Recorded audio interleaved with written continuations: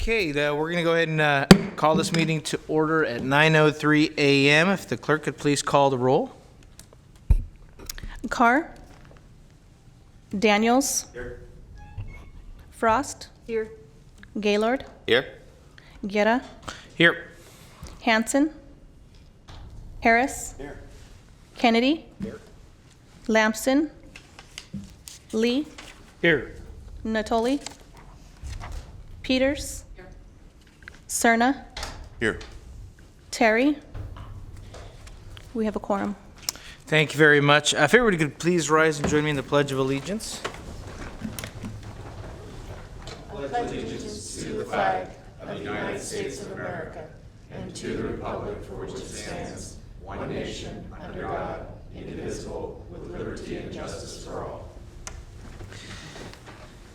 Maybe I should have had Board Member Gaylord start. I love the Americana scarf there. All right. If the board clerk could please read the announcement. This meeting of the Sacramento Metropolitan Air Quality Management District is cablecast live without interruption on Metro Cable 14, the local government affairs channel on Comcast's Consolidated Communications and AT&T UVerse cable systems. This meeting is being closed captioned and will be webcast at www.sacmetrocable.tv. Today's meeting will be repeated on Sunday, October 27th at 2 p.m. and Thursday, October 31st at 9 a.m. on Channel 14. Members of the audience wishing to address the board should fill out a speaker form located on the table at the back of the chambers and give it to the clerk. Please speak into the microphone when addressing the board and state your name for the record. Also, at this time, please silence your cell phones until the conclusion of today's meeting. Great, thank you very much. All right, good morning, board members. We've got a few quick items, and then I'd like to make sure we reserve the balance of the time for a couple of the discussion items here. So we'll go ahead and start with the consent calendar. Is there a motion on the consent calendar? I'll move consent. It's been moved. Is there a second? It's been seconded. Moved by Board Member Harris, seconded by Board Member Gaylor. Is there any discussion? If not, all those in favor, please signify by saying aye. Aye. All those opposed? Measure passes. Okay. We will move on to the discussion calendar. And I think we have a brief one here on item 8. Yes, item number 8 on the discussion calendar is the Board of Directors composition amendment process by Kathy Pittard. The board had asked for a report back on the process for changing the composition of the board, if you wanted to do that. The process is that you would appoint a city-county selection committee to select the actual members and to determine what the membership is. We did a look back on what the current distribution is in terms of population to the membership, and right now there's a slight disadvantage to the city of Sacramento. They represent about a little over 500,000 of the citizens of the county, and they have 4 members versus the other cities in the area represent about a little under 450,000. They have 5 members representing on the board. The discrepancy is a little bit more significant for the County Board of Supervisors.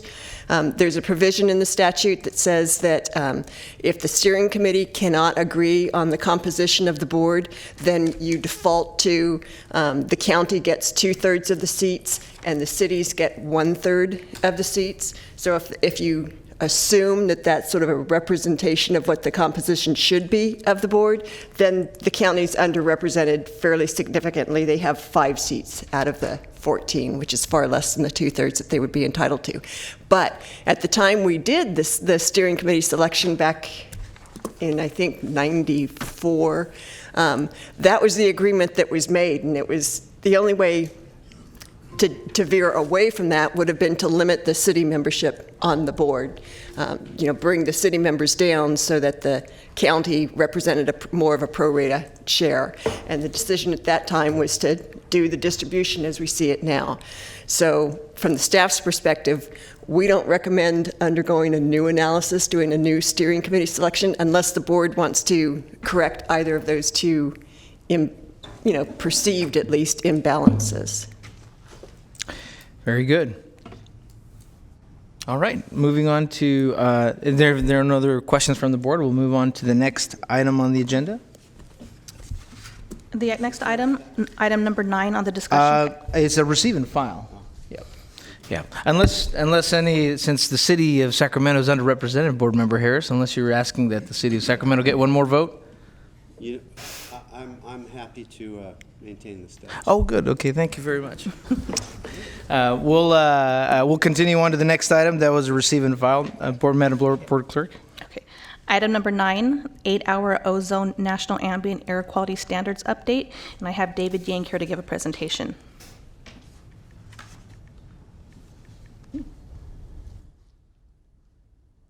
Give it one. Good morning, Chair and members of the board. My name is David Yang. I am the program supervisor for the Planning and Data Analysis section in the Program Coordination Division. Today, I will be giving you an update on the Sacramento Regional 8-hour ozone classification and standards.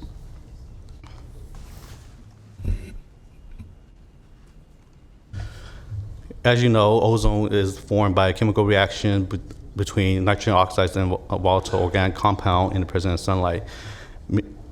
Many studies have shown that ozone pollution adversely impacts human health, resulting in short-term and long-term effects. As such, EPA has established national ambient air quality standards to protect public health. For Sacramento County, we are part of the Sacramento Federal Non-Attainment Area.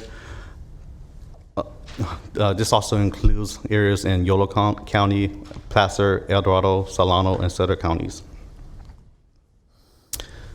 These images shows where the NOx and VOC emission comes from, being that these two are the main components needed to form ozone.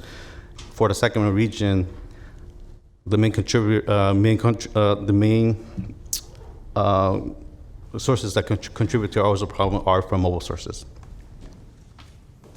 This chart shows the progress that we have seen throughout the years in reducing ozone in the region.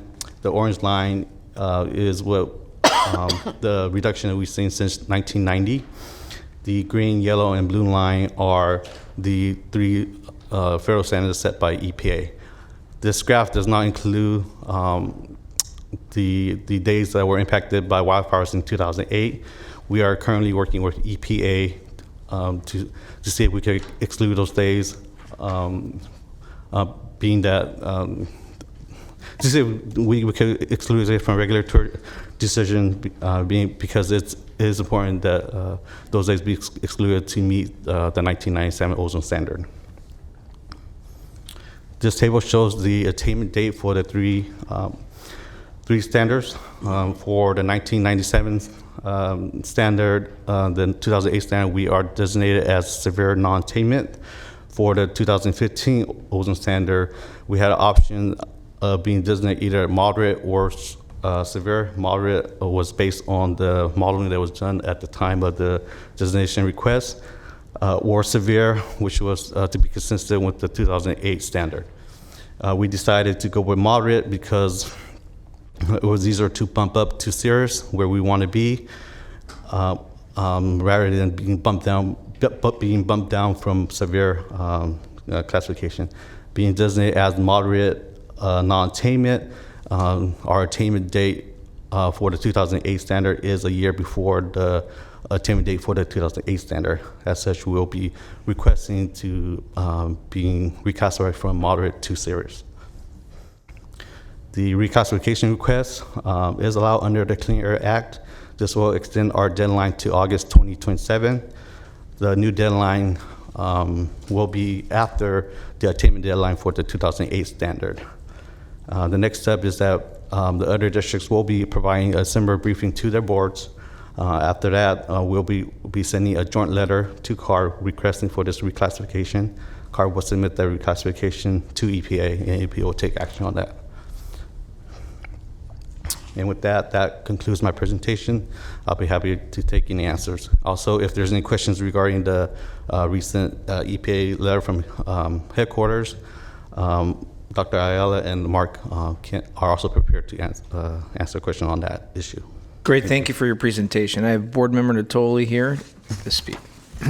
Yes, thank you for your presentation. My question is, relates to, I understand you're going to get more time with the redesignation, but what other, if any, implications are there to go from moderate to serious? If we could fit in the moderate category, obviously there, you know, that says something different to the general public than serious. And but if we are serious as it relates to the standards, then I guess that's okay. But just to buy time to say that we're worse than we are or not, I guess I'm trying to understand that, because your charts outline it, and so maybe Alberto or you could explain that. So. Yes. So one of the reasons why I want to go to serious is because the attainment date for the moderate classification is a year before the 2008. No, standard. I get that. That's very clear. But I want to know what the implications are of going from moderate to serious. To say that we're serious in our condition, what implications does that have? Any other implications to it relative to severity by which we're judged? That's what I'm trying to get to. So. Right. So, Director Natoli, Mark Lautzen-Heiser, Division Manager of Program Coordination Division. The short answer is we actually do need the additional time. The moderate is actually very generous in terms of the modeling, especially with the more stringent standard. We do not think we would make it by that earlier deadline. From a requirement standpoint, because we are already severe for both the 97 and the 08 standard, we actually will not be seeing any additional requirements on our businesses or our residents by doing this. All it really does do is make sure that we have the appropriate amount of time to actually attain. When those deadlines are up there, we actually have to show 3 years of attainment by that deadline. So even when we say that under the current standard, it's 2024 at moderate, it means we actually need to meet the standard starting in 2021. So we actually do need those additional 3 years, because it goes from 2024 to 2027 in order to meet the standard. And I guess to this reader, then that wouldn't be apparent that it means that by a year and a half out we'd have to meet the standard. So it's really not 2024; it's 2021. So why is it done that way? EPA, when they're going through, they want to make sure that an area has not only made attainment by the year, but that they have 3 years of history showing that it wasn't just a blip on the timeline. Okay, yeah, again, that's not apparent, obviously, from the chart. Your explanation helps me understand that. Okay, thank you. Thank you, Board Member Natoli. Board Member Daniels. Go back to slide 4, I believe it was. Yeah, that one right there. Okay. So over the years, the goal has changed, and over the years, obviously, by looking at the chart, the pollution level has changed dramatically. It looks like, and at some point, it makes me wonder if if I look at today and I compare it to 20 years ago or whatever, we're doing very well, and it makes me wonder: do we just keep changing the levels, and in the process, it makes us look like a failure? If we've changed and we've done so well, and now we're going to go to serious, how does that make even any sense? And so maybe I'm just on my bandwagon and making a statement and saying at some point, maybe the process has to look at, is this a realistic attainment level as opposed to just a wish, a hope that we can get something down to so low? Because things today are so much better than they were before. And to say we have a serious problem, it concerns me, and it just doesn't make sense at some point. Let me take that one. So just to be clear, the standards that we're trying to meet, the goalposts, these are the federal standards. And the green, the yellow, and the blue line are predicated on the latest science. What the latest health science is suggesting is that we need to get to ever increasing more stringent standard, meaning lower ambient pollution levels. So It's a race against time. You're right, we've made a lot of progress, but the latest standard that we are presenting to you today, the 2015 National Ambient Air Quality Standard for ozone, is the blue line. So that's the latest and greatest goalpost. What we're doing today is simply aligning through an administrative action so that legally we have to meet all of them. You can't just, because we have a 2015 standard, forget the past. We have to show that we attain each one of the standards. But to your point, I don't disagree with you. We've made a lot of progress, and we will continue to make progress. I think what I want to make sure that is clear to the board, these are national ambient air quality standards set by the federal government. They go through a very rigorous process every 5 years to review each one of these standards. They consider, among other things, the latest health science that tells us how much pollution a human being can actually withstand. And I'll end with this point, which is probably not what you want to hear, but, for example, the latest science that we're learning from not ozone pollution but particle pollution is really pointing that there is really no safe level for human exposure, which really is only going to translate to much more difficult tasks for all regions across the nation, not just us, in terms of being able to continue to drive down pollution. And I don't think we would disagree, anybody would disagree that we would want pure air if we could have it. But at some point, do we reach a unrealistic goal?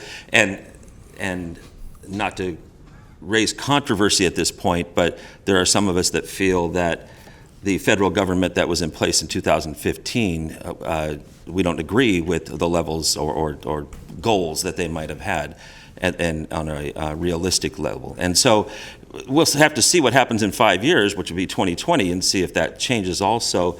And then I did want to ask you to address the issue of the recent letter from the EPA and whether this would have any issue. So, very good questions. Let me just remind you, and this is going to touch on the next discussion item, and that is, we can debate the philosophy of meeting standards for public health protection, but I want you to be aware that there are consequences to the region if we don't meet the standards. And we're going to talk a little bit about that in the next presentation in terms of what happens if we don't attain. That's one aspect. And again, we're just following the legal mandate that we have as a region, and we're not alone in this challenge. I mean, you know that California has got the most polluted air in the nation. We've also made the most progress. So what we're doing today is simply bringing you an administrative action. We will have over the next few years the opportunity to continue this conversation because we have to develop a SIP, a state implementation plan, that will show how we're going to get to the blue line. And then to your second point, you're correct. The 2015 standard was promulgated by the previous administration. However, the current administration is got complete latitude to either reject or accept this standard, and they have accepted it. So the current EPA is the one that is pushing us and the rest of the nation to develop air quality plans for 2015. And then the final thing I want to say is that our external factors that we have no control over, that we always talk about, the fires and stuff like that, do those come into play as we try to meet that level? And, so like we had a level and maybe an asterisk next to it that said, yeah, but we had 10 fires and stuff like that out of our control. They certainly come into play, and Mr. Yang addressed that briefly. There is a process by which we can work with EPA, federal EPA, to make sure that we exclude those exceptional events so that they are not counted against us. I mean, that's really the simplest way to put it. But like I said, we'll bring you back more information. There's going to be plenty of time for us to engage in some of the nuances that go into putting the air quality plan together for this standard. Thank you, Dr. Ayala. This is a receive and file, and I think to underscore some of the questions here, it's a national requirement that we have to meet. This is an administrative update to show that, one, we need more time, but the impacts are not going to be to the residents and the businesses because we've already exceeded those limits of where the impacts are. But this is an effort to keep the board informed about what the Air District is doing under the mandate requirements. Board Member Harris. There we go. Thank you, Chair. I'd just like to point out the contradictory nature of the current administration in that they would uphold the 2015 standards for ozone and at the same time revoke our waiver to set more stringent emission standards on our California vehicles. It doesn't make sense to me. I don't think anybody could actually make sense of it, but those are the conditions that we're presented with. And actually, it ties right into our next discussion about budget and per capita fee. Just a statement. Thank you, Mr. Chair. Thank you very much, Board Member Harris. This is, again, a receive and file. If there are no more questions, I thank you for your presentation. Appreciate that. And we'll go on to the next item. Let's see. We do have a member of the public signed up to speak, but I think what we'll do is I'd like to get the staff presentation first. We'll go to the members of the public, and then we'll bring it back to the board unless there's a disagreement with that. Okay, Madam Clerk. Item number 10, the proposed new per capita fee update, presentation given by Alberto Ayala. Before I jump into the presentation, I wonder if I can revisit the last point and have our district council give the board an update. It's related to Director Harris's question about some of the legal proceedings that we're under. Well, just to let the board know, I mean, we had an inquiry at the last meeting as to what we were going to do in response to the letter, and then also the California's lawsuit on the emissions waiver, and we're still looking at that. CAPCOA attorneys are going to be meeting next week to discuss the various avenues, so we'll have a fuller report back on that in January. Okay, thank you. We'll move on to the next item, and again, thank you, Board, for entertaining this discussion. I'm going to jump to the last bullet here, just to kind of put in perspective. We were asked, you may recall last board meeting, we shared with you that subsequent to the board meeting, we were having a meeting with the Budget and Personnel Committee of your board. And it was that committee that gave us direction to bring back this item. So I just want to put that out there to make sure that it's clear that we're simply trying to follow direction here. But one of the first things that we want to share with you is perhaps elucidate some of the history related to this conversation, which is by no means a new conversation. You may recall that as far back as the fall of 2018, as part of the budget process, we had discussed with the board and the budget committee the idea of the per capita fee, what it is, what it meant, and it was that committee and this board that gave us direction to look into it. We did discuss the meeting at the beginning of this year, because again, it became one of the key strategies that some of the board members pointed to in terms of being under your control. Subsequent to that, we've included the item as part of every budget discussion that we've had. These occur typically in April and May as part of the annual budget process. And again, following your direction, one of the things that we did very diligently, and frankly, I think is one of the best things that we've done in terms of being able to establish relationships with the jurisdictions. We actually met with each one of our 8 jurisdictions, and I'm talking about not just you as our board representative, but city managers, county execs, budget managers, finance people, that sort of thing. The last update at the last meeting was simply that. We were asked by the board to bring back the latest in terms of where we were on the per capita fee. And like I said, it was the budget subcommittee that asked us to bring back. Really what it was is essentially some answers, some perspectives. There was a number of comments that you made in September, and we did not respond to those comments, so we want to bring back to you some perspective on that. The first of the comments was in reference to cutting our budget, and what I want to make sure that you understand is that we have tightened our belt quite a bit, to the tune of almost $4 million in the fiscal year that you see on the slide. And again, this is essentially related to the staffing, which is one of our largest costs in our budget. We've talked to you about hitting pause in terms of buying us some time to examine our financial situation and come up with a plan. We are operating well under the approved positions that this board has adopted. And just to give you an example, for 18-19, we're operating at 87 relative to 98 approved FTEs.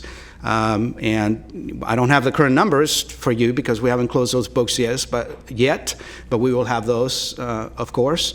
And then beyond staffing costs, which again account for the lion's share of this cost reductions, we've also what I call right-size every contractual commitment that we have with our partners in terms of looking at, doing absolutely the minimum that we need to still maintain our mission.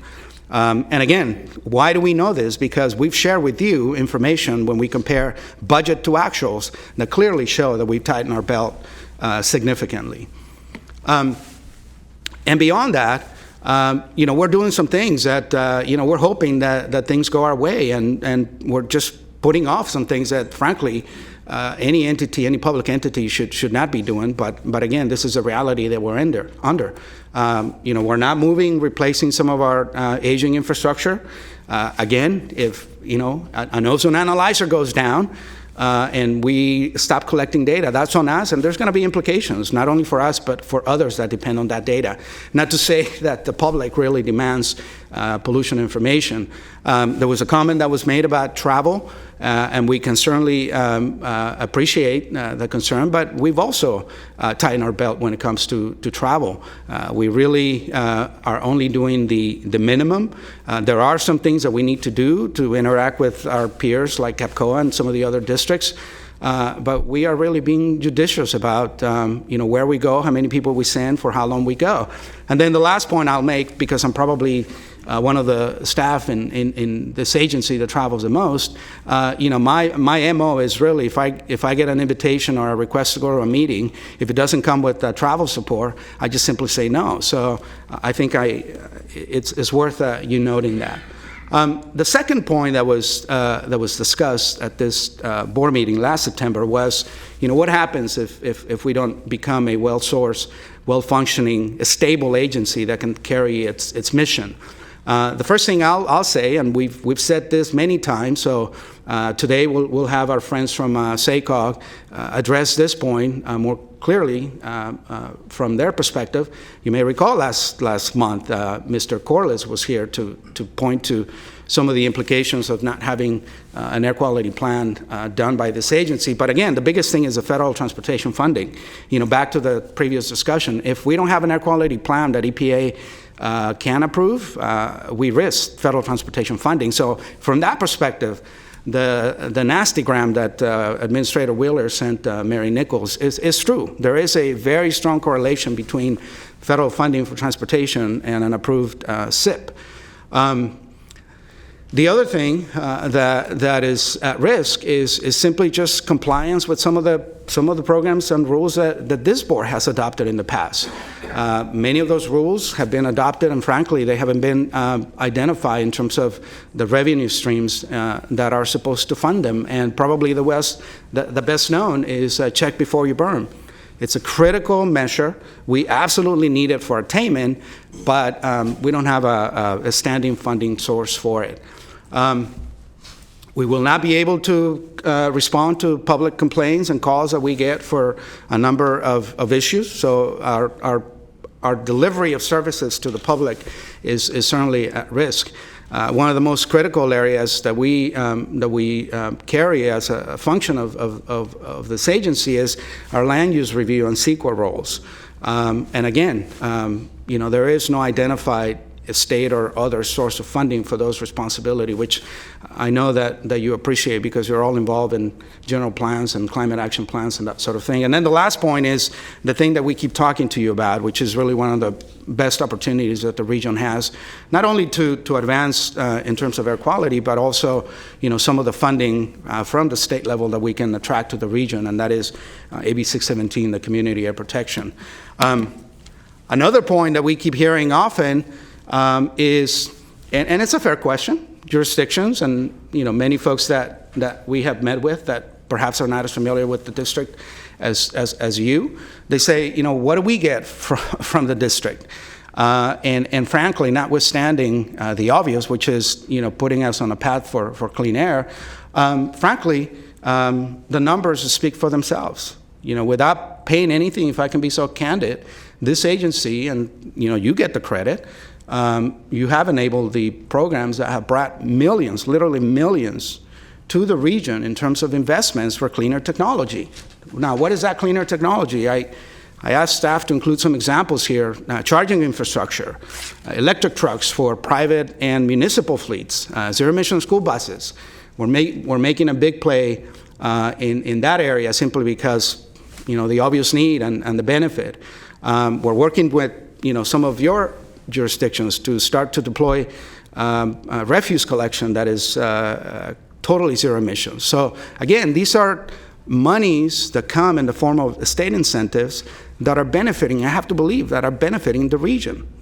And again, we have done this without tapping into the jurisdictions to help us with our financial challenges. So I want to make sure that we make that clear.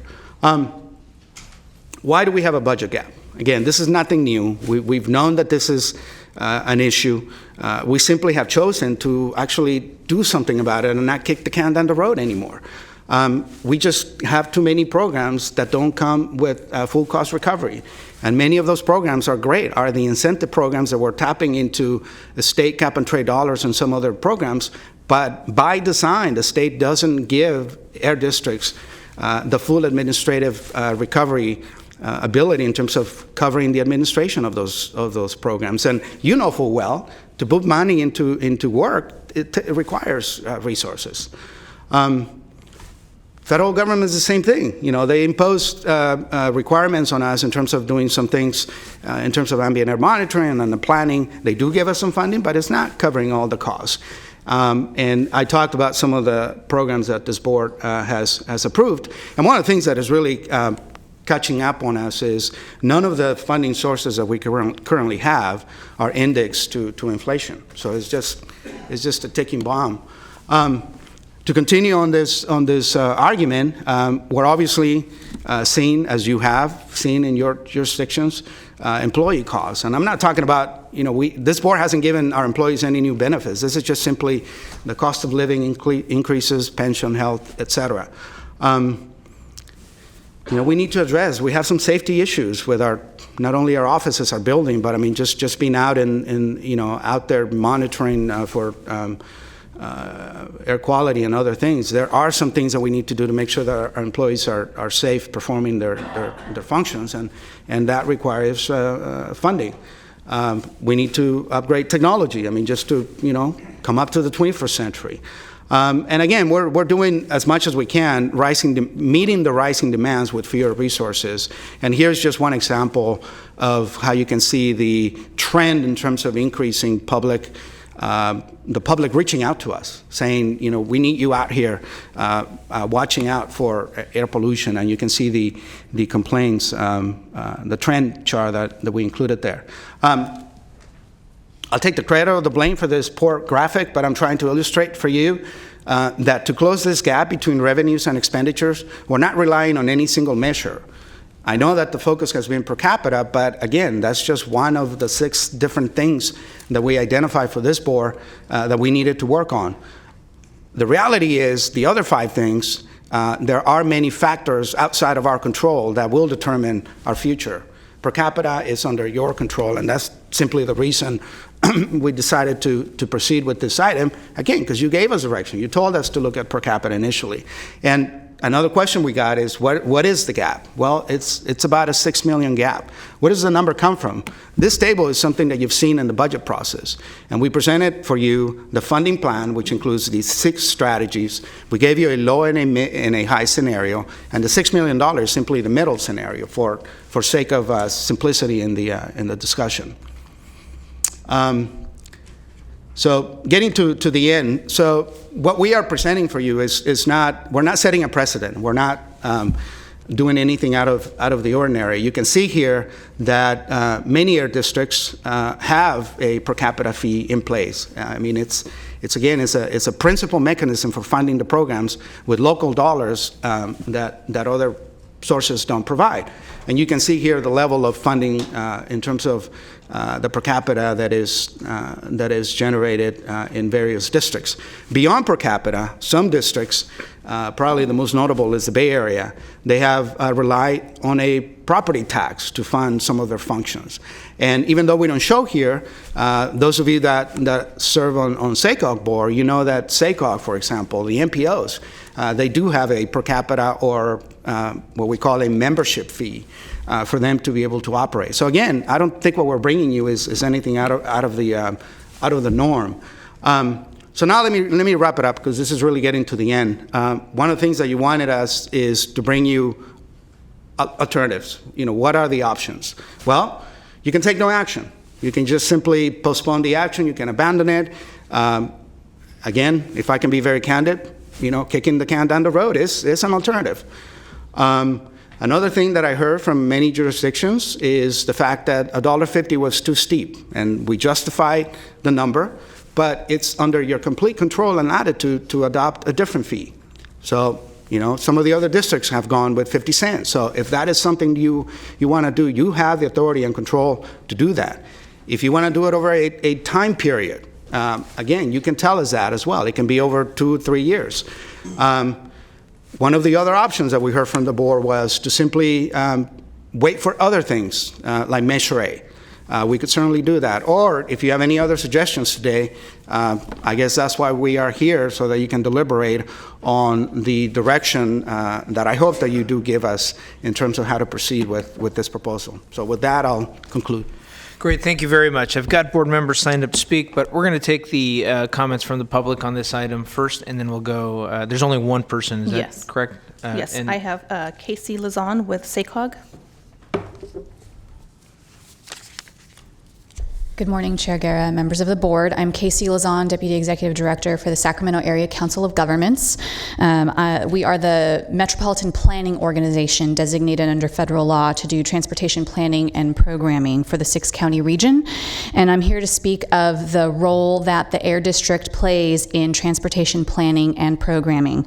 There are actually themes of that role in the intersection of air quality and transportation in this item and the prior item.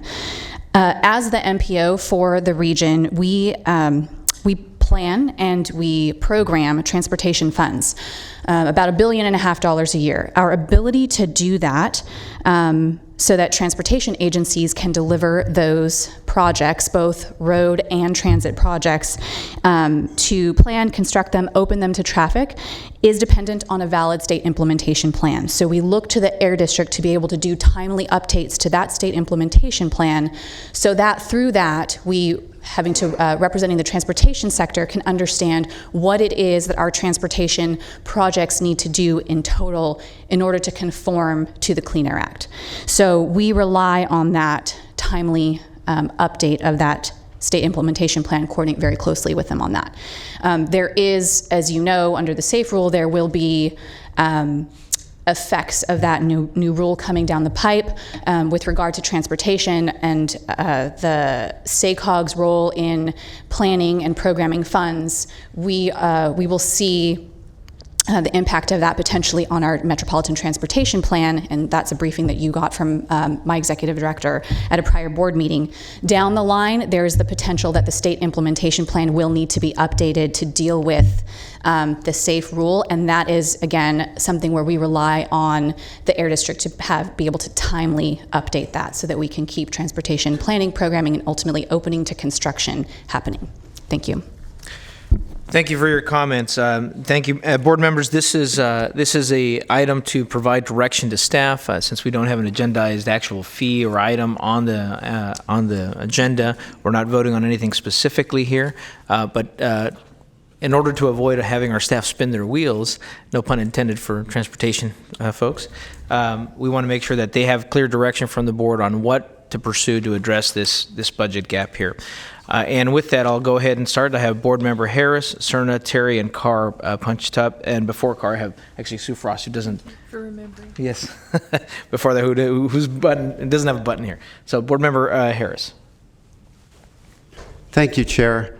Dr. Ayala, at the last budget meeting, we discussed this item pretty thoroughly. I recall suggesting to you that you go back to county execs and city managers, and given the discussion that we had at this dais last meeting, in which $1.50 seemed to be out of reach for most jurisdictions, to ask them what could be afforded, in each jurisdiction. I don't really see that feedback in this presentation. You suggest that maybe 50 cents might be palatable for a lot of people. I think it quite probably could be. We talked about a slow implementation of fees, over a period of 2 or 3 years. I think that these are things that we really need to flesh out. My own feeling is that every jurisdiction can provide some funding to AQMD and should. As you said, we're kind of in a contradictory position here because we approve programs, as you've stated, that really have no solid funding source. So we're kind of ahead of our skis in terms of the direction that we give to you, and I think that we need to step up and provide more funding to the district. I guess the feedback or direction I'd like to give you is exactly what I just said. Go back to the execs and managers and say, what could you realistically pull out of your budget? It seems to me that 50 cents is certainly attainable for most, and the fact of the matter is, we all pollute the air and we all breathe the air, and we got to share the burden. So I would give that direction. Figure out where we can get. It might be 50 cents, it might be 75 cents. But when you come back to this board, have some solid suggestions from the administrations of the jurisdictions, just feedback on, what possibly could be contributed. Thank you. Thank you, Board Member Harris. Board Member Cerna. Thank you. So first of all, let me say that I appreciate your presentation. I think as our local air pollution control officer and the head of this organization, you're obligated to give the presentation that you did and give this board full information before giving you direction in this case. That combined with, I think, the very, very clear message that you and your staff and the public heard from board members last time about not disagreeing with the legislative intent, not disagreeing with the mission of the district, in fact, agreeing wholeheartedly with what you're trying to do. What the issue here is where we are expected to find the funding, right? And just like you're obligated and expected to kind of give the presentation that you just gave, I think, speaking for the Board of Supervisors members up here, all 5 of us could probably give you a day-long presentation about cuts and the trials and tribulations of balancing our budget and having to make some very difficult decisions and set priorities when it comes to funding extremely important programs. Not to say our programs are more important than others, but we're charged with things like public health, child welfare, things that are probably arguably the most intimate aspects of local governance and service delivery. And so for me, the issue remains not being opposed, but in fact being very supportive of what you're trying to do. I just don't know, and to Board Member Harris's direction, have at it. Go back to CEOs or the county CEO and city managers. I can probably give you a preview of coming attractions for that conversation when it comes to the county. It's going to be a big goose egg. And I'm just being very honest here.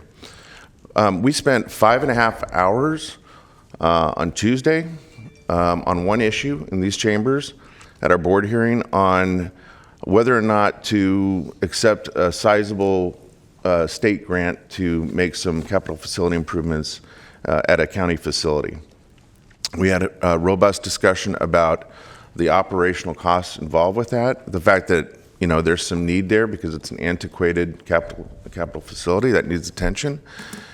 But almost everything that we're doing, and I cite that, we're having to look through the lens of our own fiscal condition at the county. And without belaboring why we are in the condition we are, we're already looking at ourselves staring down the fact that the next 5 or 6 years are going to be extraordinarily tough, to the point where I would expect the CEO is probably going to come with his recommended budget to us each May, with prospective cuts possibly to balance our own budget. So to come, especially at the County of Sacramento, and say we need close to $1 million for this, it's not the pushback you're hearing from me, perhaps others that are members of the Board of Supervisors up here. It's not that we disagree with what you'd put the funds towards. It's the fact we just don't have it. So I don't know how you're going to get blood out of that stone. And I don't want to be defeatist here and leave you with a sense that we can't do this. You just have to understand that I don't know what you would ask us to cut in order to fund this. I don't know where I would go to do that. And I think other board members might have a similar sentiment. So thank you. Thank you, Board Member Cerna. Board Member Terry? So, as I think the youngest city up here, I do understand, and I don't question anybody from any other jurisdiction, what your budget scenarios are. I get that we don't have a lot of the overhangs that a lot of the older governments do in this region. But what I would suggest to you, aside from going and talking to your county administrator or your city manager or your CFO or your finance director, go talk to your public works director. Can you pull up slide 6, the one with the map?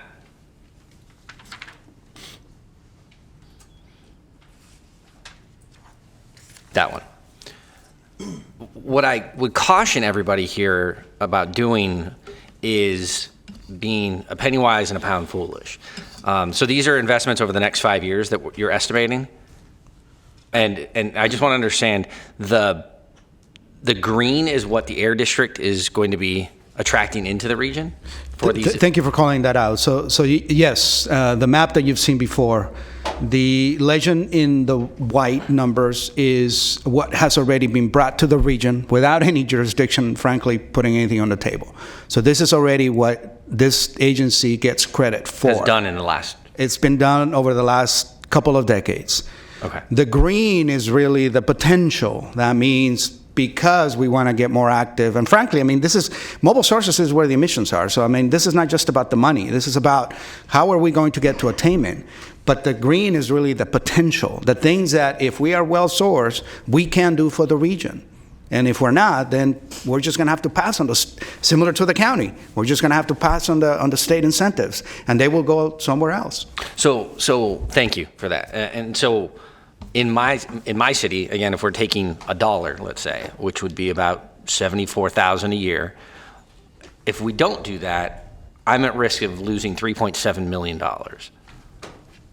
for a cost of considerably less than $500,000.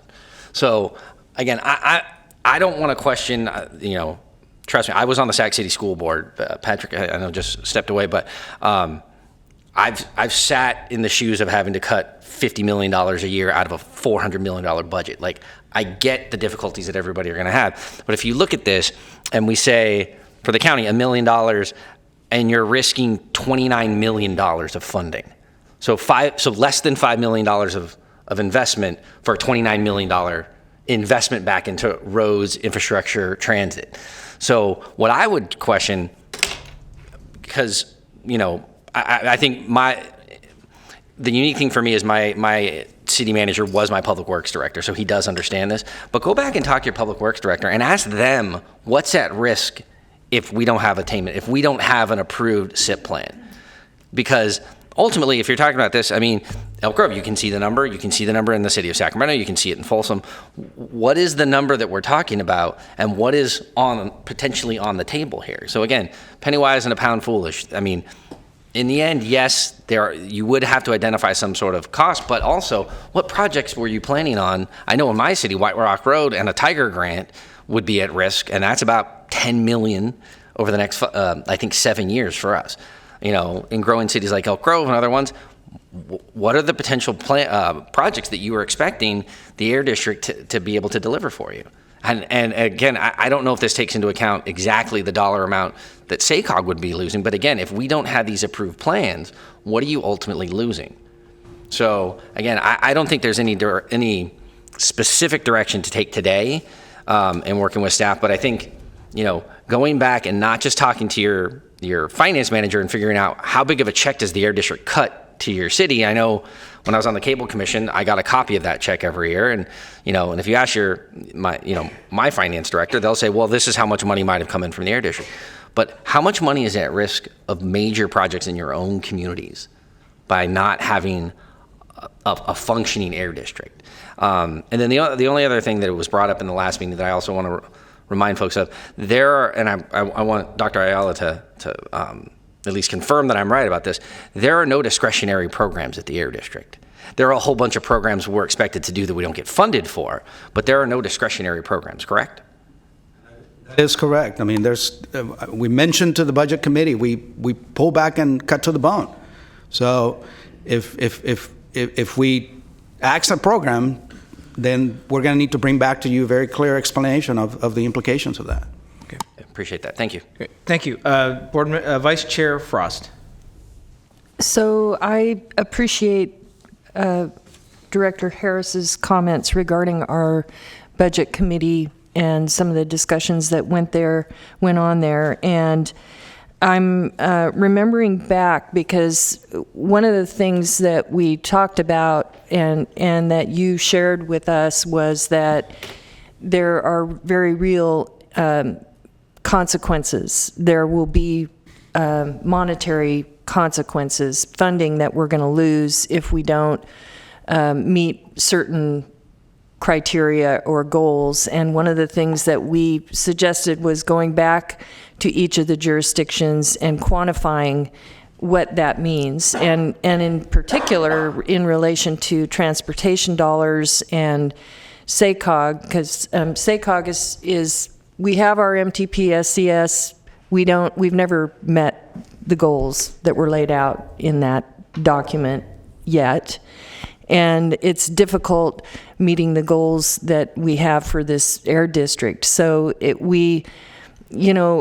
you were to find a way to quantify what actual dollars can be at risk for our jurisdiction at the county, then you can give us some actual numbers that we can then rationalize in our decision making. But right now, to me, everything is up in the air. It's like if we don't do this, we are at risk for losing that. That doesn't really tell me anything. What that tells me is something might happen if we don't do this. And I think to Supervisor Cerna's point, we have very real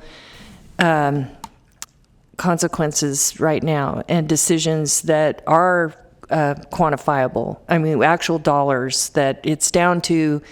We are having hard decisions about not being able to receive money because we can't afford to receive it. That's pretty bad. That's pretty hard. And so it's not just what can the jurisdictions do. We need to be able to clearly see what is at risk in our transportation dollars and in other dollars that come to the air district. If we don't meet our air district goals, is funding at risk? Is the state just going to give us this unfunded mandate and then let us flounder and die? I mean, at what point does the state then begin to say, okay, they need help. They're a branch of us. They're working under our policy, but they're not able to meet our goals based on the funding that we're providing. And maybe there's something that can give at that level, because we're getting to the point where there's no give at the local level.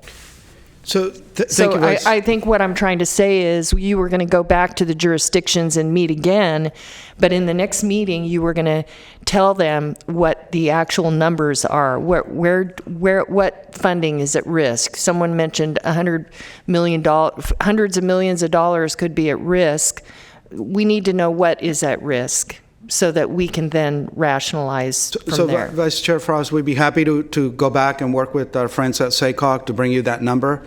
But just initial perspective, just for clarity, back to Director Terry's point, the numbers, the dollars in green are the programs that we as an air district have direct access to, that if we can, we will bring to the region. I think that's great. Ms. Lasan already talked about that the federal funding dollars that SACOG has access to for the region is on the order of $1.5 billion. So, and as an initial reaction, you more or less add a zero to the green numbers, and that is the money that you're talking about is at risk from the SACOG perspective. So we're talking, if you think this is a lot of money, SACOG is really where, and you see this, right? I mean, this is how we build bridges and expand roads and what have you. But we'd be happy to come back and give you more specifically as a region. And I just want to say, I appreciate that money is coming to the region, but a lot of the funding that we get at the county is competitive. So we're out there trying to get our share of what's coming to the region, and we have real live issues like, more linear roads and challenges in the suburbs where we don't quite have that really exciting program that might be just perfect for what the money wants to do in a more dense population. And so while we're trying to compete for funds, what we need to know is what that does for the unincorporated county, really. I mean, that's what we need to know. That's what we're after. We want to know how that's going to impact. We like the region, we're happy about the region, but we have real live problems that we can't walk away from. We have lawsuits that we have to fulfill, years of goals, and we don't have choices, and we will be cutting because of those. So it's nice, this is great, but something can give here. There's other areas in the county where nothing can give, where there is no give. I think Supervisor Cernas said it really well. Okay. And maybe just one last point to clarify, to your very specific example of competing. For you to have the funding to be able to compete for these projects, there is a clause that calls for an air quality plan to be approved by the EPA, the federal government, for SACOG to be able to access those funds. So, I mean, this is really even prior to the entry point where you can actually have a competition. So, again, I just wanted to make that clear. Yeah. Thank you. I have Board Member Carr, Natoli, Peters, and Gaylord. Board Member Carr. Well, thank you for the presentation. It's very compelling. Obviously, we are in a situation that's not sustainable. And I appreciate everything that you and the staff have done already to reduce cost. But it's obvious we can't keep taking oats out of the feed bag and expect the mule to live. So we're going to have to take some action on this. Some people on the Budget Committee have more information on this than I do. But if you could go to slide number 10 rather, and help me understand the next one. Help me understand a few things. I understand about Measure A and what that is going to entail. And most of the discussion here has been on the per capita proposal.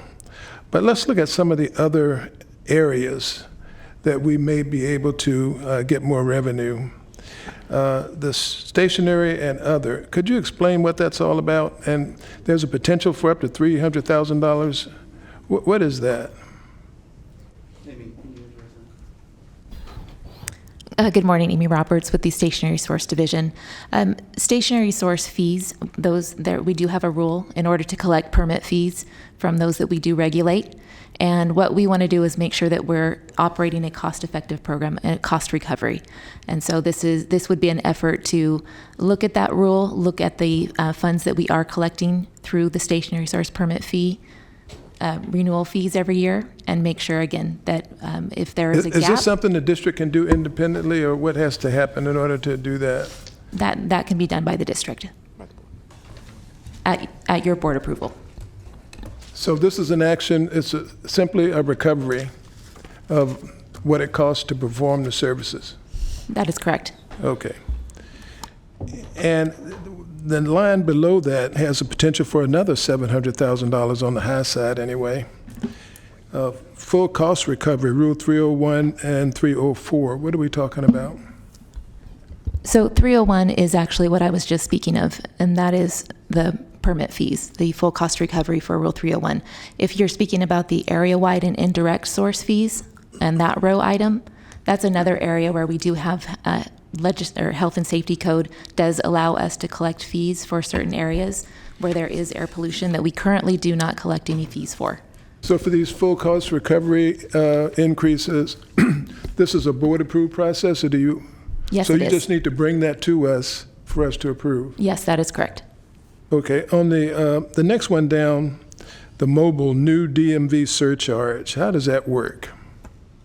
This is one of the major categories of funding for the air district, and again, many air districts rely on this. And basically, this is a surcharge on vehicle registrations. And one of the things that we want to do as part of our funding plan, again, is work with the other air districts, because obviously this is not going to be a unique measure by us. This is a state measure. And we want to see if we can increase that surcharge on vehicle registrations. This is something the legislature would have to do. Well, 34 other air districts are going to have a lot to say about this. The legislature, many people are going to weigh in on this. And again, this is something that we want to examine, but there are many other factors that we're going to have to deal with. But it still requires the legislature's approval. Correct. That's correct. And Director Carr, Jamil Moons, Administrative Services Division Manager, I just wanted to also clarify, as we talk about these different revenue strategies, that the different strategies can fund specific programs. So you are absolutely right. In the stationary sources, we are going to go do a study, make sure that all of our permitting fees are full cost recovery, saying that those fees that we generate from those sources and entities cannot be used as an example to pay for these incentive projects that are coming to the region. So there are different strategies that generate different types of revenues to pay for programs. So that will help ensure that our stationary services programs, all those programs are fully paid for and don't need other sources. In the instance of the incentive programs that come to the region, we need a different type of revenue, which would be additional DMV dollars or the incentive admin money, which is right below the line right there. Understand. The next one is a incentive admin for mobile, and that has a potential of $2 million. How does that work? So these are basically the dollars that we get from the Air Resources Board for incentives. So this is essentially the money that populates and funds the map, the projects on the map. And basically, the state dollars come with a 6.25% for admin. And clearly, we all recognize that 6.25% admin is not fully meeting the overhead requirement. So our strategy here is, again, working through the straight process and the other districts to see if we can bump that up to, at a minimum, 12.5%, which is what some of the smaller air districts are currently getting. And to clarify, the requirement there is, it's in state law. It calls out the size of the air districts, which stipulates whether you get the 6.25% or the 12.5%. It's at a regional population of 1 million, so that would require legislature involvement to make those changes. And or at the CARB level, I don't think they can independently make that decision. I don't think it's discretionary since it is in state law, but we will be working both those fronts. Would those have to go back to the voters to approve? Is that a new tax? Not the voters, but as Ms. Moons pointed out, legislature. yeah, right, changes to statute. Okay, thank you. That's very helpful. I understand there are going to be some complications. Not all money looks the same, and some can be used for some programs and others for other programs. I really appreciate that. I would look at the other sources that we can tap into, especially cost recovery. That's another $1 million. I know we have a $6 million gap. Here's $1 million we can fill with full cost recovery right away. And then look at these other programs, work with the other districts, and the legislature in trying to increase the surcharges for DMV and the mobile admin costs. I would go there first and see how much we can get done in that arena, and then see what that does for us, and see what the prospects of getting any of that, making any of that happen. Going to the jurisdictions is going to be tough, but and some jurisdictions are really tapped, as you've heard, for the per capita. So I would look at the other things before we address per capita. Thank you, Board Member Carr. Unfortunately, I need to step out for another meeting, and I'm going to hand over the gavel to Vice Chair Frost here. I wanted to make a couple points here. I think Board Member Carr mentioned it here that we have a number of options. I think what Dr. Ayala has brought to us is the thing that is under our control.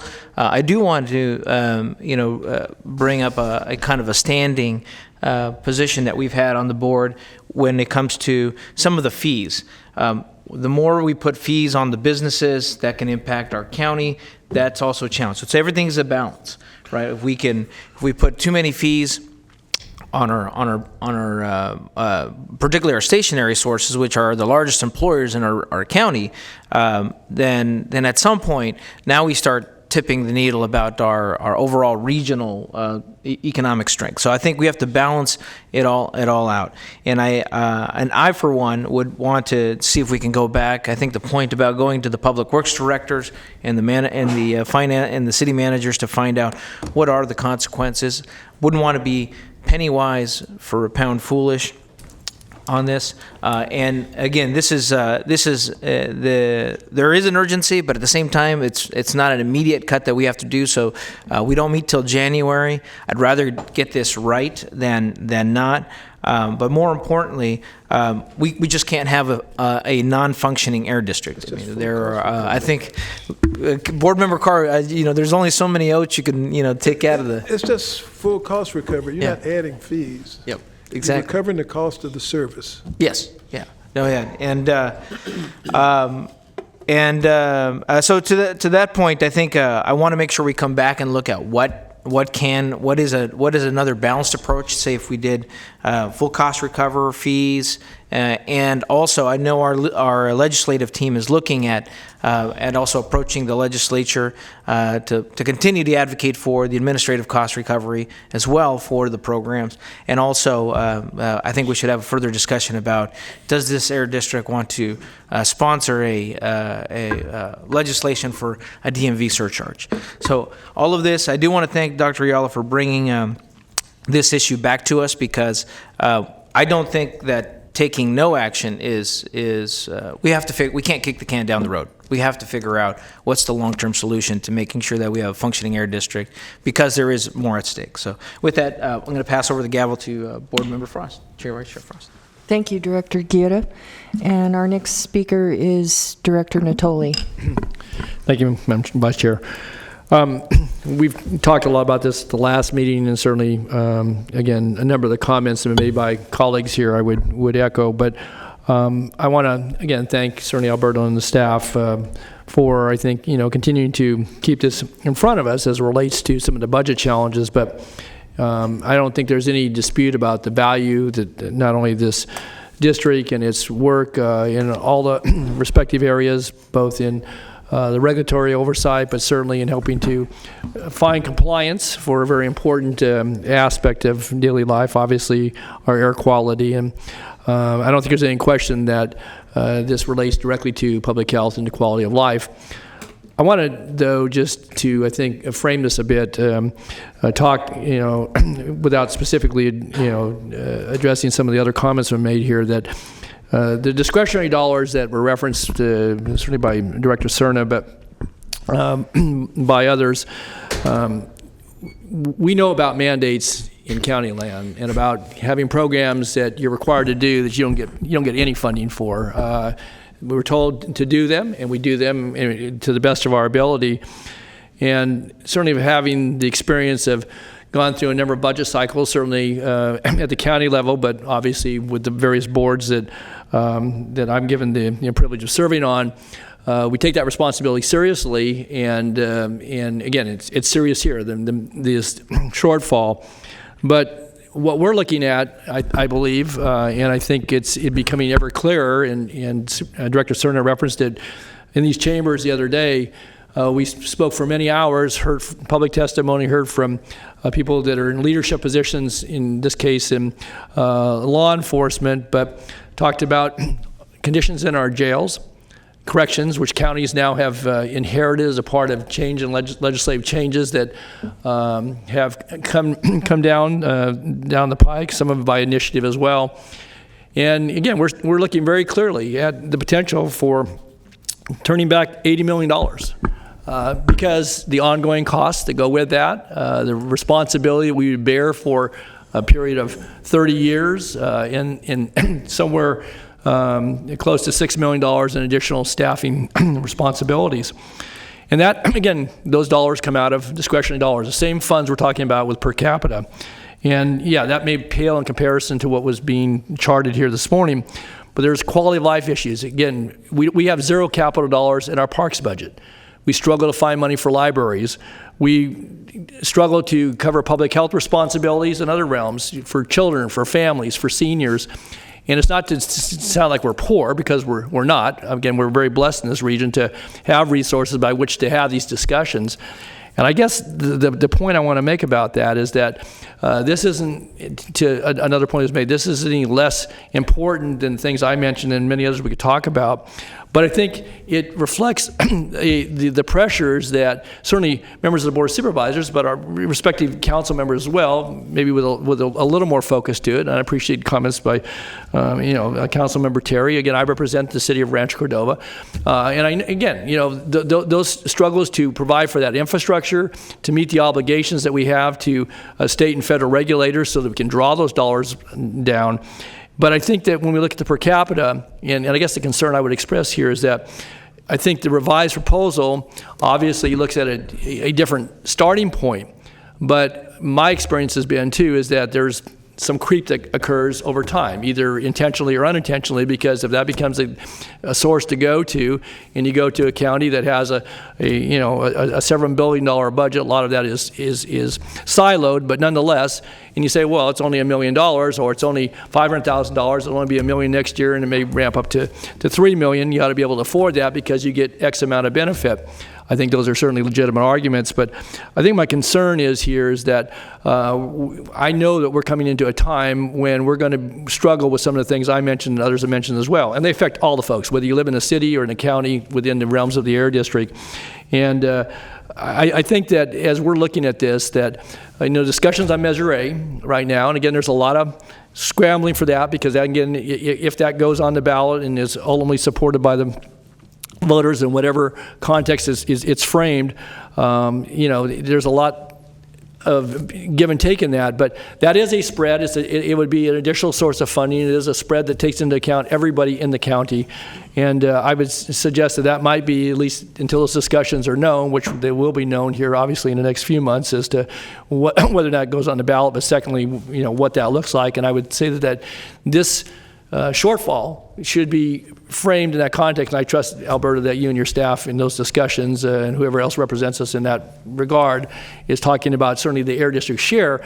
But I think it's important to connect that dot to what we talked about here: transportation infrastructure, mobile sources that contribute to a lot of the air quality challenges that we have, and obviously our compliance, and the fact that those vehicles that travel certainly through, but each day in this community, are contributory sources to some of the things that we need to do, and that transportation infrastructure provides the routes by which they travel.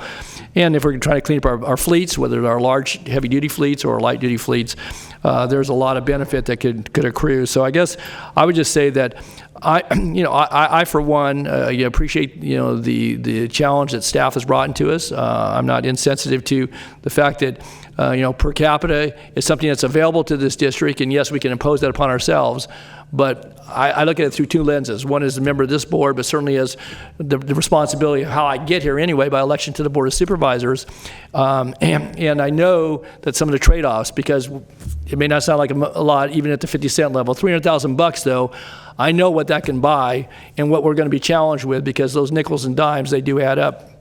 Would we build it into our budget if we did it? Yes, we would. And and something else gives though. And so there's a lot at risk.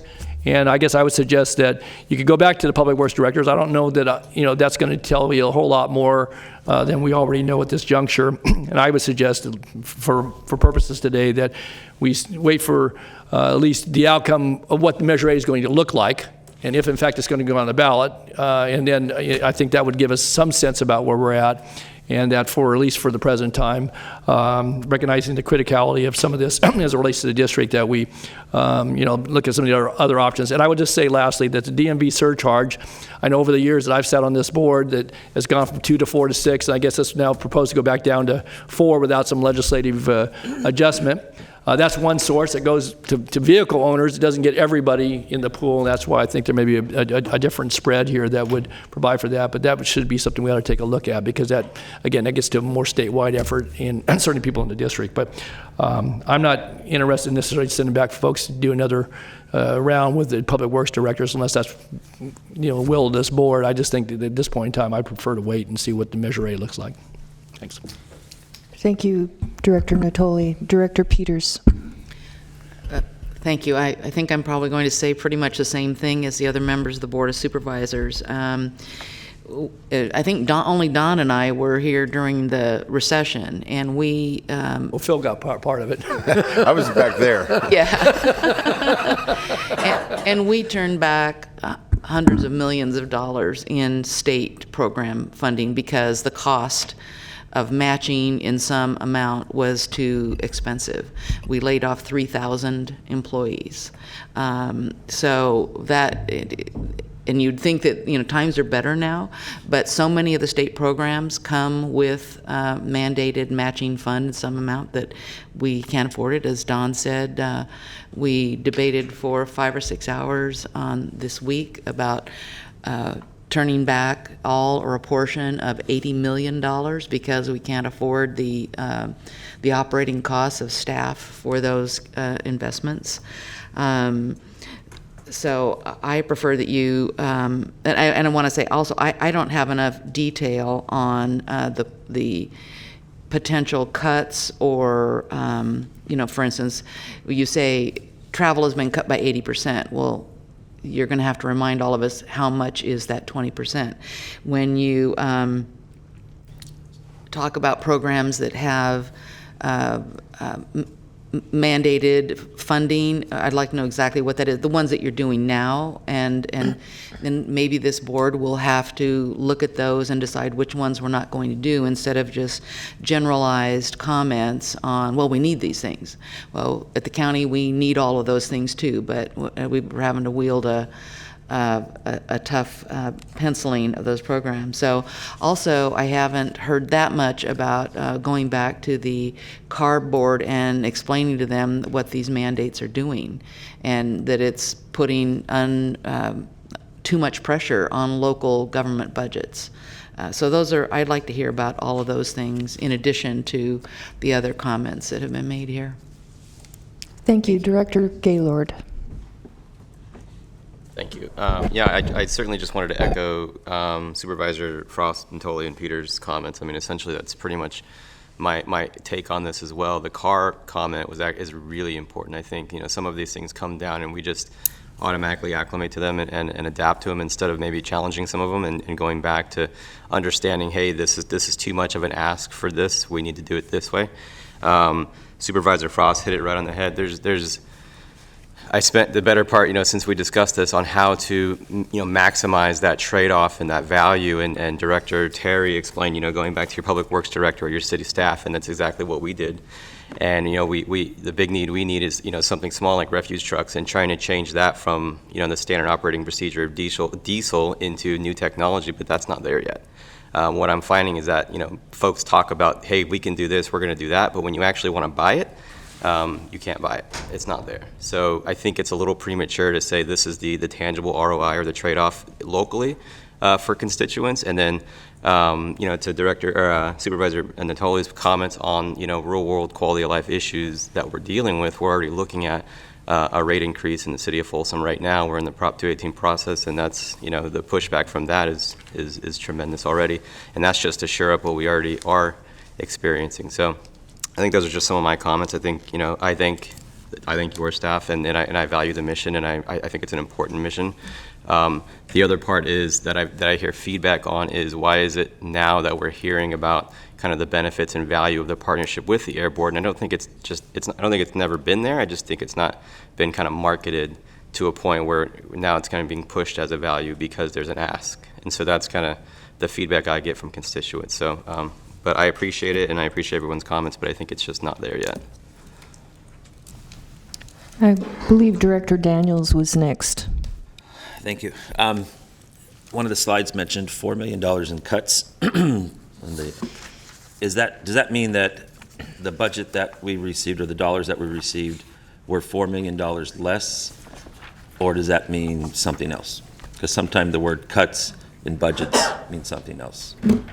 When we compare the budget to actuals, we are almost $4 million, 3.9, 3.8 million under. Yeah, to clarify, Director Daniels, this is on the expenditure side. So it primarily comes from labor, about $1.8 million in labor and benefits on the expenditure side, as well as some of our contracts, and a deferral of about $1 million into this year on capital. So that's what comprises that. So on the revenue side, we were stable of what we projected we received. It wasn't that we reduced services or something that we got less revenue. It was a matter of where we had budgeted expenditures that we realized some savings in this past year. Okay, so the answer I think I heard was that we're still getting the same amount of money, basically, as an air district, but we have increased cost and things like that. Is that what I heard in that answer? So let me see if I can restate that, because I'm not clear, but let me restate that. So we had a budgeted, approved budget this past year. This is what we were talking about. The savings were not in the current year, but in the past year, there was a board-approved budget, both for the revenue that we expected to receive and the expenditures that we had anticipated expending. In that, there was a structural deficit, and it was identified of a use, I'm not sure of the number off my top of my head, but about $2.5 million use of fund balance. So we knew that going into the year, we would be spending more than we would be actually bringing in that particular fiscal year. At the end of the year, we're more like a break-even savings. We did not go into that fund balance. We mitigated, we deferred those expenditures and or just did not incur them, and as a result of holding positions vacant, as an example. So what we did is, from where the approved budget was, what we had planned to spend, we did not spend about $4 million, roughly just under that, in what we had anticipated spending for the year. Okay. I hope that clarifies. I apologize. Thank you very much. So I think our discussion kind of also underscores the frustration with government in general. You know, we're saying that there's 100 million or more over here that we could find our path to, but we have this $4 million problem down here, or $6 million problem down here. And it's almost shameful that the system, the structure of everything is not such that we can't go to who has the money, which is the state really right now. I mean, they're gleefully telling us how much money they have in their surplus, and not say, well, okay, well, that's great, but we're down here trying to do this really important thing that you're mandating us to do most of the time.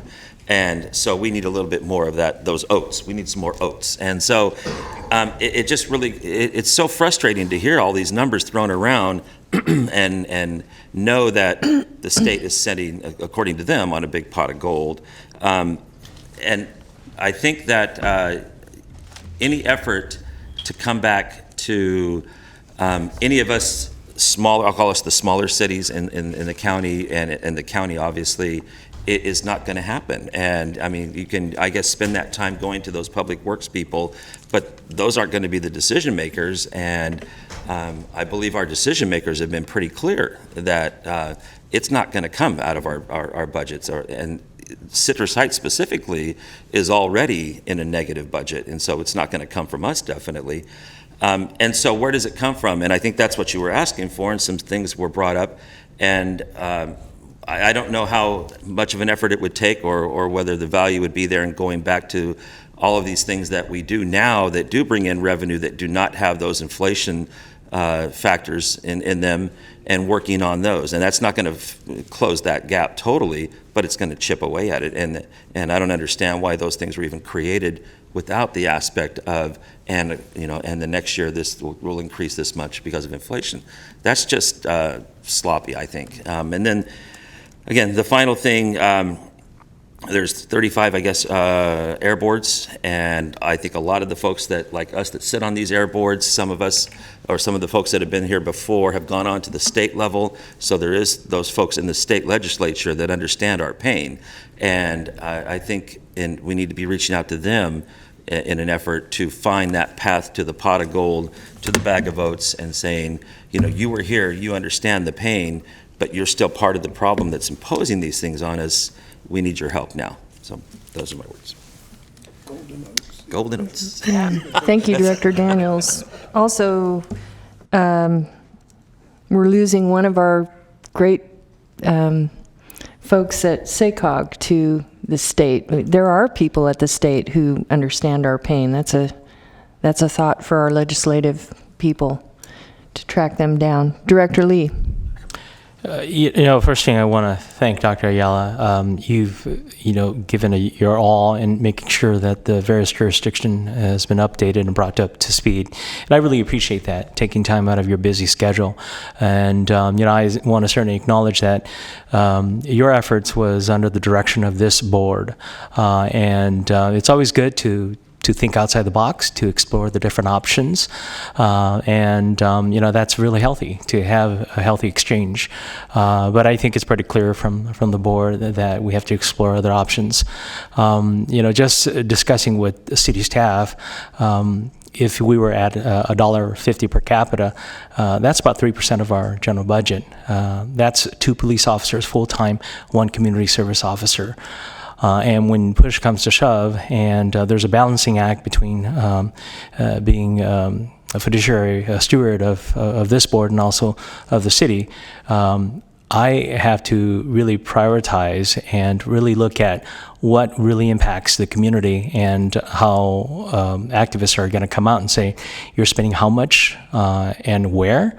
I appreciate your efforts, but, certainly from the fastest growing city in this region, I think it's important to highlight that.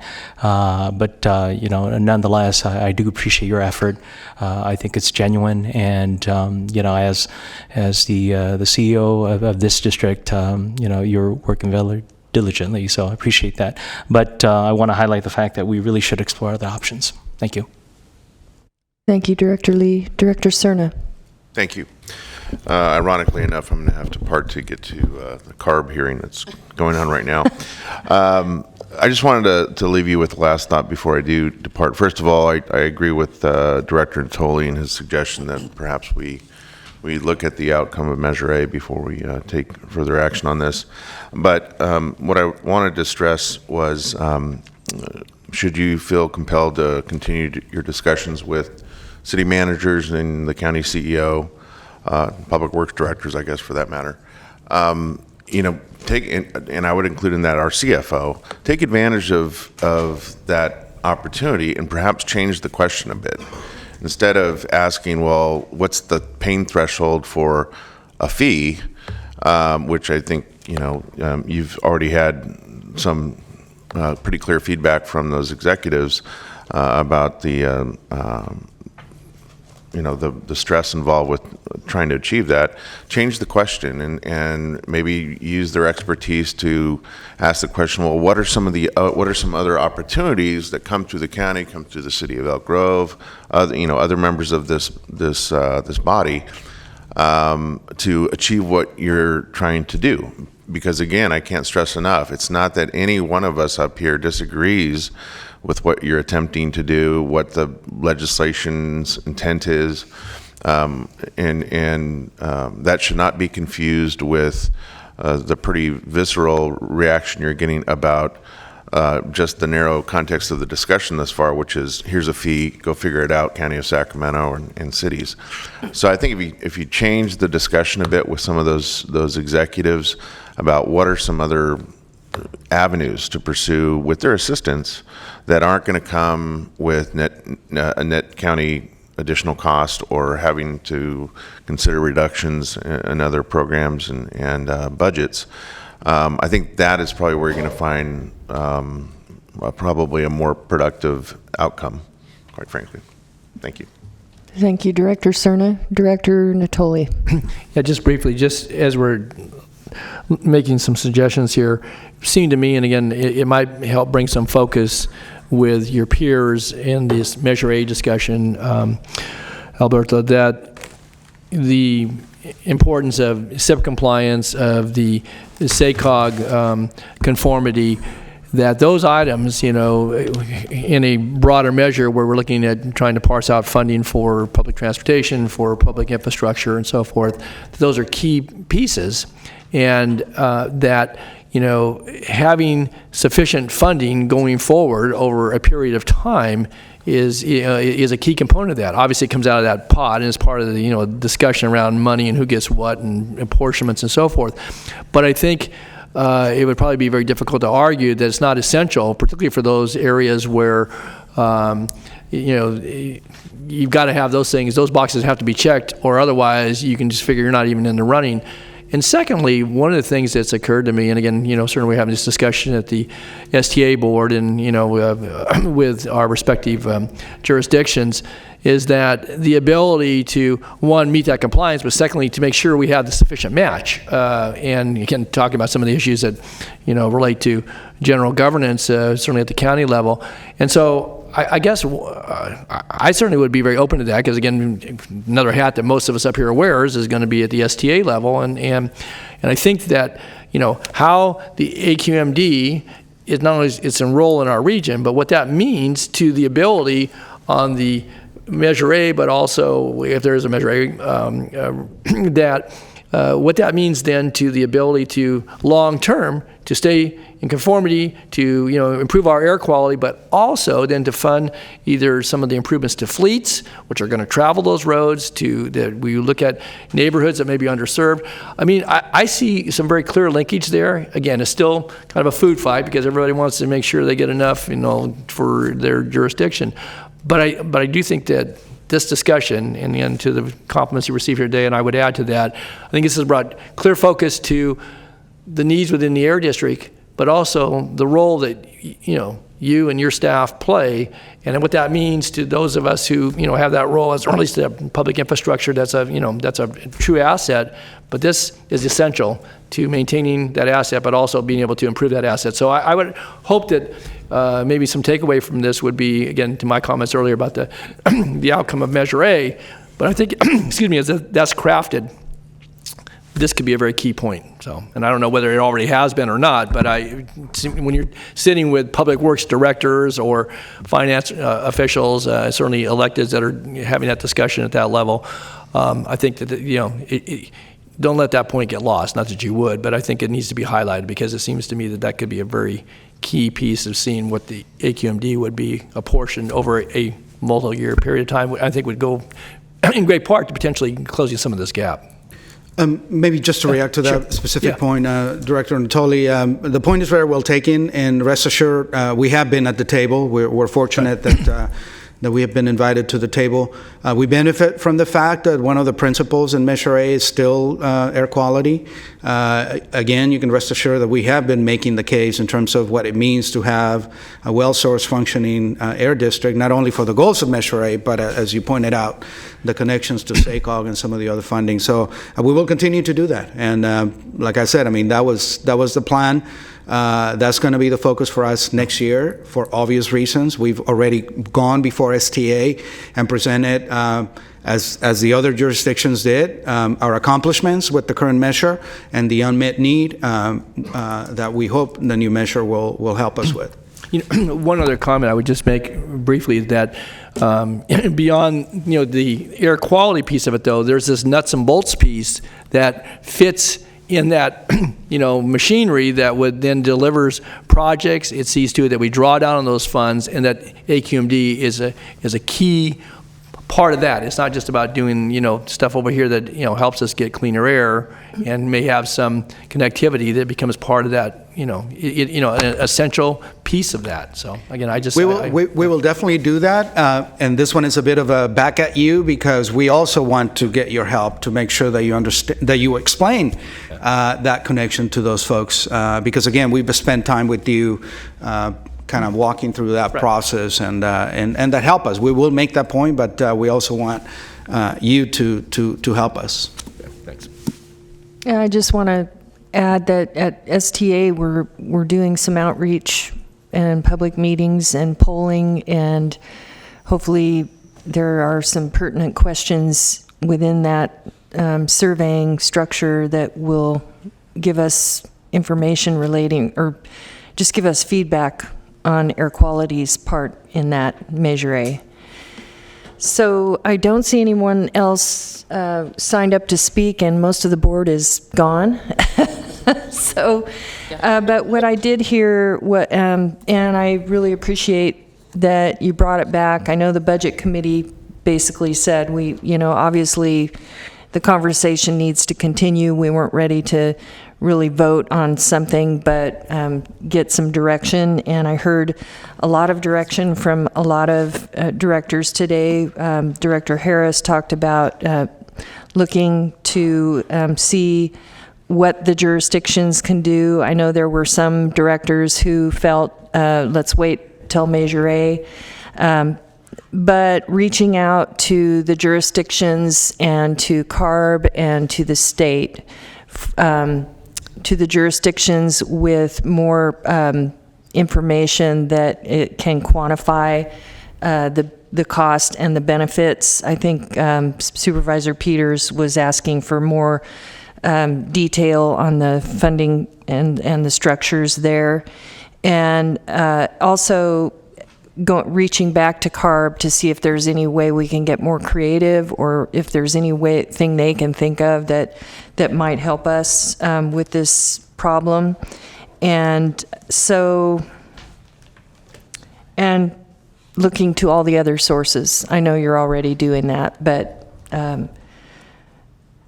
I think that kind of gives us our marching orders moving forward, that there's more work to do at all fronts. And I want to thank all of you for all your hard work, and also for your the way you've managed the budget, and the way you've tried so hard to look for efficiencies and protect us so that we can react no matter what happens. So we all appreciate that. I do not have anyone signed up for public comment, and I do not know if any of the board members have any comments or ideas. And do you have any further announcements, Dr. Ayala? Maybe just a clarifying point, and I want to make sure that those of you that are still here are comfortable. I think what I'm hearing is what I would like to propose, given that this is the last meeting of this year. We'll come back next year. I'd like to propose that we fold any and all additional discussions on this to just our budget process. Early next year, you're going to start to hear about the next fiscal year budget. I think it's pertaining and appropriate for us to bring you an update in terms of some of the direction that you gave us today, as opposed to trying to bring back some separate report on we want to continue the interaction with the jurisdictions.